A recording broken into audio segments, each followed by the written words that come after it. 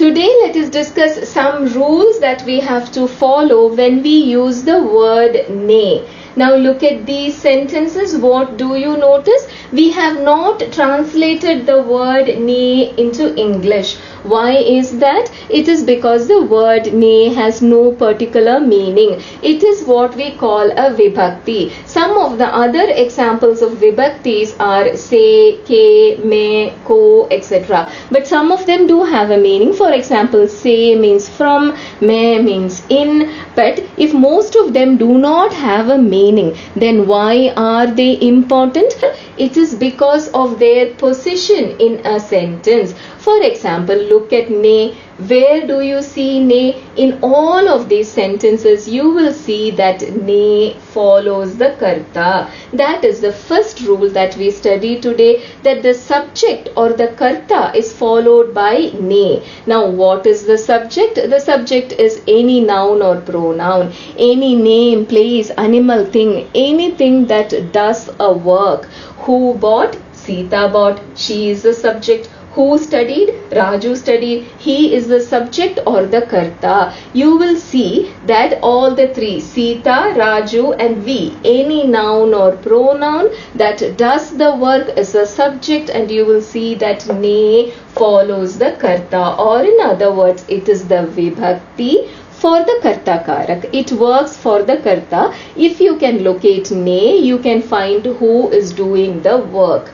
Now, for the second rule, did you notice one thing common in all these three sentences? What is it? They are all in bhutkal, or in other words, in past tense. It is not study, it is studied. It is not buy, it is bought. They are all in bhutkal.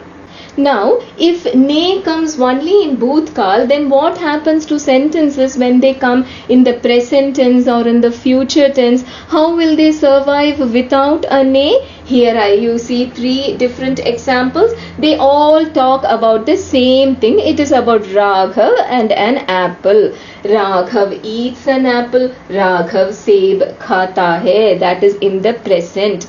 Raghav ne seb khaya, ate. Not eat, so it is in the past tense or in the bhutkal where we use a ne. But then what happens in the future tense or the bhavishya kal? Raghav seb khayega. He will eat an apple. He has not eaten yet. He will eat in the future. So you don't need a ne in the present and the future. All of these sentences are in simple form. Simple present, simple past and simple future. Now, we have established that it occurs in bhutkal. Does that mean that it occurs in all forms of bhutkal? The answer is no. If your sentence is continuous, if it is apurna bhutkal, then it will not occur there. Shall we see an example? Now look at these three sentences. All of them are in bhutkal, but in different forms of bhutkal, in different forms of past tense. Why is that? Look at the first sentence. It is indefinite. Raghav ne seb khaya. Raghav ate an apple. I don't know much about it. I did not see him eating. I did not see him finish eating. I don't know anything. It is just samanya or indefinite. But then look at the second sentence. It is imperfect or it is continuous. How do you know when something is continuous? In English you will see the usage of the word ing, eating, drinking, sleeping, and in Hindi you will see the use of raha, rahe and rahi. Three words. Raha for male and for singular male, rahe for plural male, rahi for female. So that words, the raha or the ing form will tell you that it was continuous. Or in other words, when I saw Raghav, he was still eating it, but then it was continuous and it is imperfect. He had not finished it. There were still two pieces on his plate.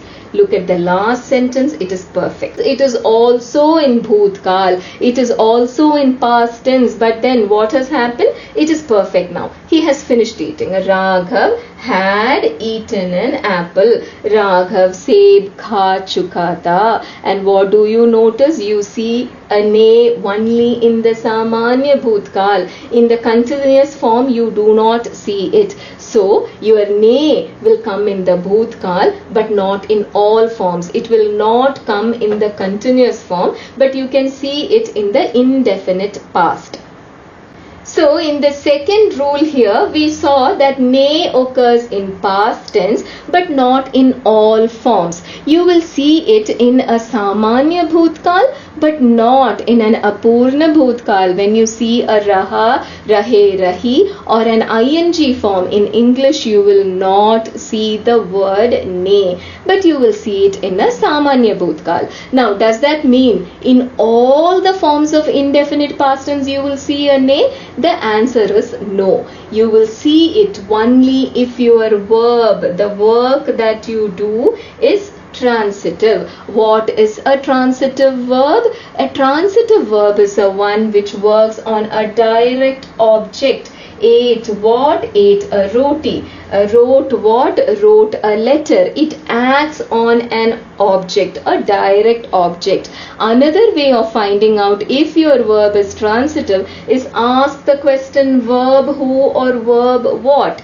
Wrote what? A letter. Ate what? A roti. Saw who? Saw a horse. So similarly in Hindi, how do you find? You go backward. क्या लिखा? पत्र लिखा. क्या खाई? रोटी खाई. You have to have an answer for these two questions. Then it is transitive. It is a verb which acts directly on an object. But then what are these? These are intransitive or akarmak. They do not have an object. And another way to check if it is transitive is what? Ask the question came who. Will you get an answer? No. The question that you will ask here is came where? Came home. But we do not ask the question where. It is none of our business. Raj zor se hasa. He laughed loudly. Now, laughed who? No. The question you will ask is laughed how? How did he laugh? Again, none of our business. The question we will ask is only who or what. In both the cases, you will see an action. Come and laugh are the actions, but it is not acting on someone. So, when your verb is transitive, then you will see a ne. If it is not transitive, then there will be no ne. Now we come to our fourth rule. Look at this sentence. Sita ghar aayi. Why have we written aayi here? How many forms do we have? We have 4 forms.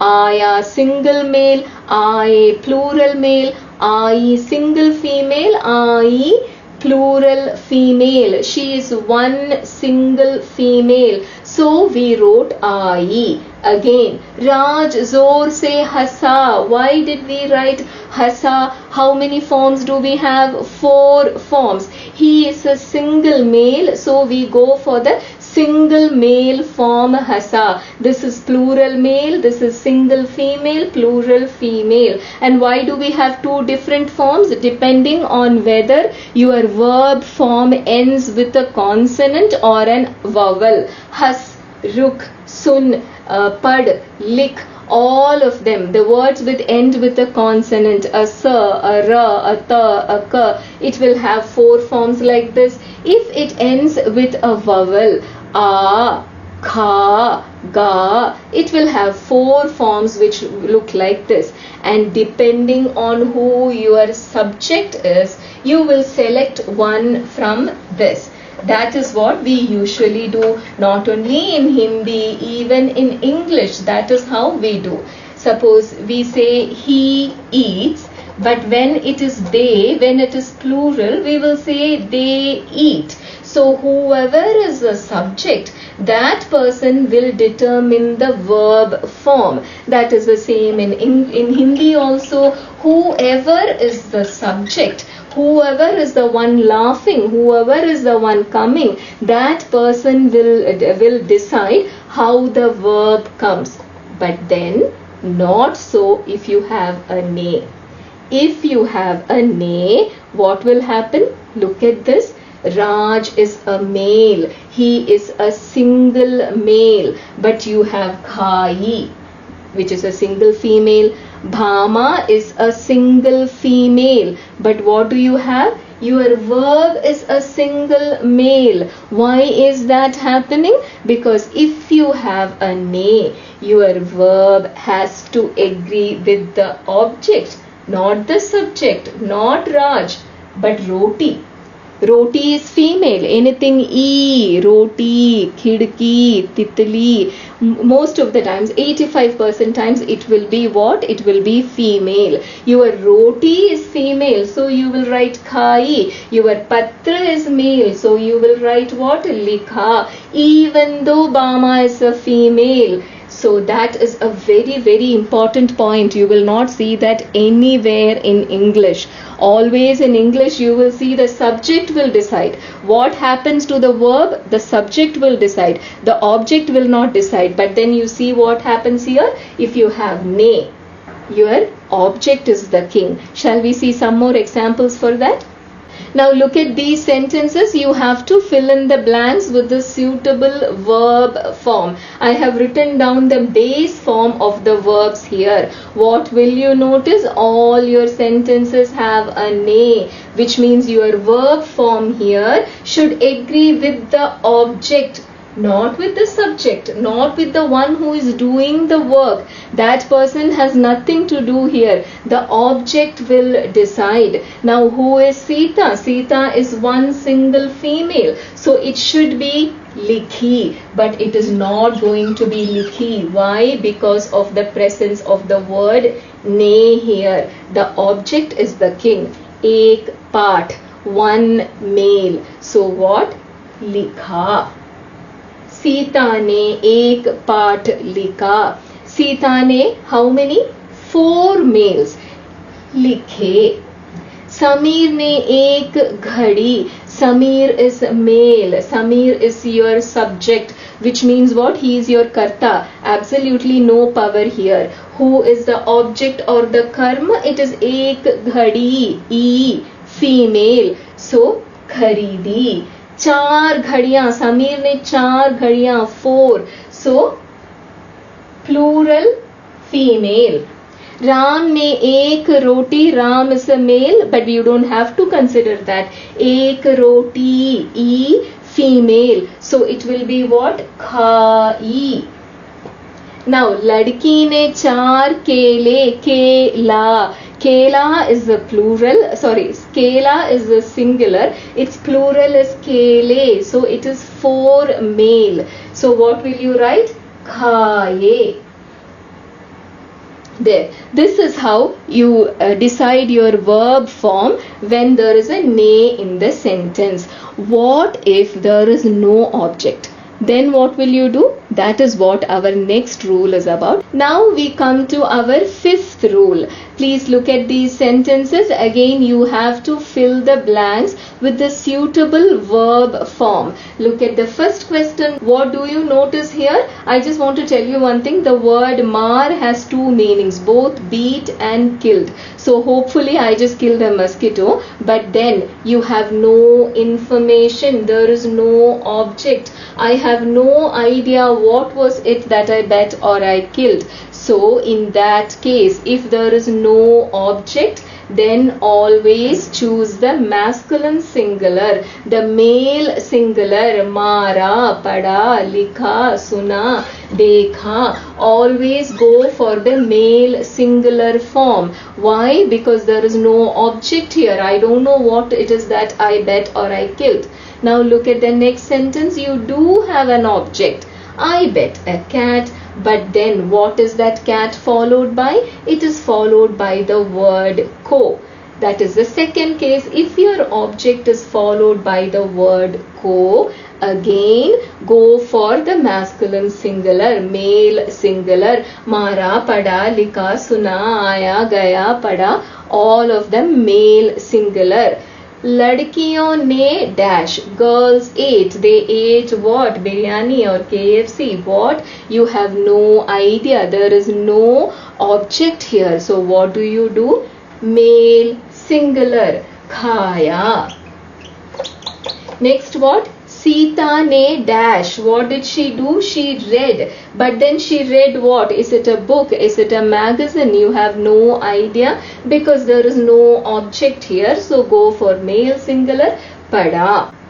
Now the fifth question. Vimla ne ghar ko dash. There is an object. She saw the house. But then what happens here? Ghar is followed by the word ko. Then again male singular. Ram ने दोनों घड़ियों को खरीदा. Ram bought both the watches. You do have an object here. What did he buy? He bought both the watches. But then दोनों घड़ियां followed by the word को. If there is no object or your object is followed by the word को, go for the male singular form when you write your verbs, which is what? Mara, khaya, pada, lika, gaya, soya, all of that. Now we come to our last rule. Here we have some verbs which look like they are transitive but they behave like intransitive. Now how do you know whether a verb is transitive or intransitive? Here you have three verbs. Try making a sentence with them where they will answer the question who or what. Bring what? Bring a book. Forget what? Forget my umbrella. Speak what? Speak the truth. So you can make sentences with these three words where they function like a transitive verb. But then what? They choose to behave like intransitive. What do you mean by behave like intransitive? If they are transitive, you will use a ne. If they are intransitive, you will not use a ne. So they behave as if they are intransitive. They choose not to have a ne. Now look at these sentences. Ram Hindi mein bola. Ram spoke in Hindi. Kamla kya lai? Aam lai. Kamla bought a mango. What did she buy? She bought a mango. It acts directly on an object. You would think that it is transitive, but please don't get fooled. It is not transitive. You will not use a ne here because it is an exception. It is one of those words which behave like they are intransitive. Similarly, main aapko nahi bhoola. I did not forget you. Now these are the rules we learned today. Very quickly we will go through them. What is the first rule? Ne is the Vibhakhti for the Karta Karak. Ne will follow the Karta or the subject. And what is the second rule? Ne will come in Bhutkal. You will not see it, say for example in future tense. In the Bhavishya Kal, you will not see a ne. And in Bhutkal too, it does not occur in all forms of Bhutkal. You will not see in continuous past or the Apurna Bhutkal, anything which has a Raha, Rahe or Rahi form, you will not see ne. The third rule is what? It will come only if your verb is Sakarmak Kriya. Only if your verb acts directly on an object, you can see ne. What happens with your verb is that it agrees with the object, not with the subject, not with the one who is doing the work, but your verb or your kriya will agree with the object, the thing on which the work is being done. And what if there is no object? Or if your object is followed by ko, then you will always use the ekvachan pulling. The pulling ekvachan is what? The male form singular. You will always stick to that if there is no object. Now these three verbs here, la and bol and bhool, they may function as transitive verbs, but then they will behave like intransitive, which means what? You will not use a ne when you see these three verbs. That's all for today. In the next class, we will see some exercises. We will see some sentences and change them from the continuous form to the indefinite form. But that is for another day. Till then, you take care. Assalamu alaikum.